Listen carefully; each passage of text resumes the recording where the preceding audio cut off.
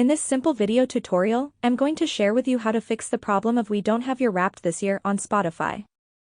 You can simply do the following to get your Spotify Wrapped if not showing. First things first, check in your App Store or Play Store to see if your Spotify app is up to date. Then open up your Spotify, you will see the Wrapped option just right here as you can see. Tap on it. Then select your Wrapped.